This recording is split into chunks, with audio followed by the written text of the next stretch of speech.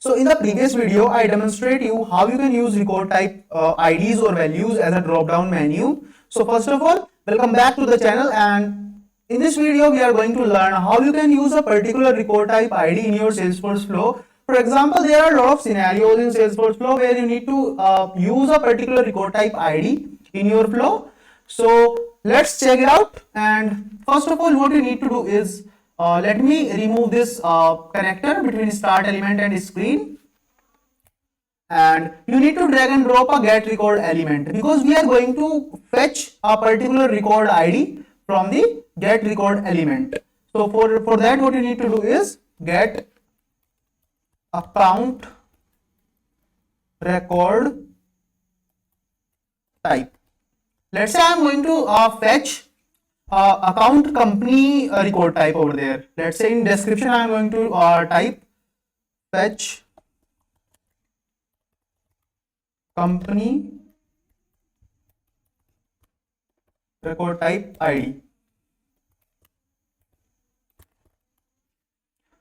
In object, I am going to select record type, and in the condition I need to provide what would be the record type ID name, or you can say what will be the record type name. So here you need to select name equals company, and the second condition you need to provide is as object type.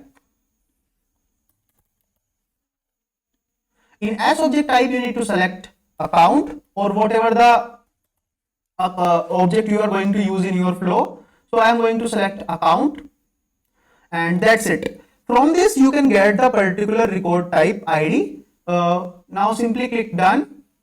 Everything will be automatically or by default selected, which is only the first record, and automatically store all fields. Click done, and let's connect with the start element.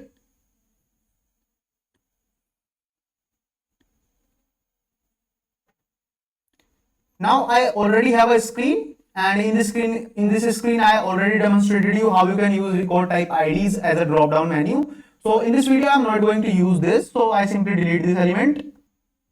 Click delete, and I'm going to use a text just to get the name, because name is a mandatory field over account objects. Let's say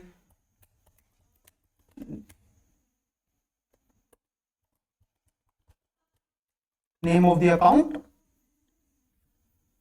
and let's say require, so that it will be mandatory to fill out from the user. And I'm not going to use any other field just to save time, and simply click done. After this I am going to simply use create record element type. Let's say create company account, and I'm going to create single record, so select one. Now you can see use all values from a record or use separate resources and literal values. So we have specific fields which need to be populated, which is name and record type ID. So I need to select this, and in object I need to select account because I'm going to create account record. Now in the field what I need to do is, let's say name. In the name I need to select screen component, which is name of the account, and I am going to add one more field which is record type ID. Now in record type ID, what I need to do is going to use get record element,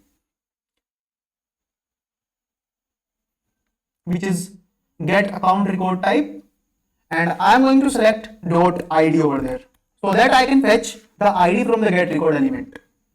So that's how you can use any so that's how you can use any particular record type ID in your Salesforce flow. And let's say click done, connect your screen, and save this. Let's click on debug, click on run.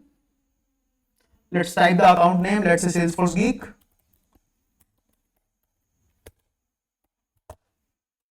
Record type test, click next. and let's move to the accounts.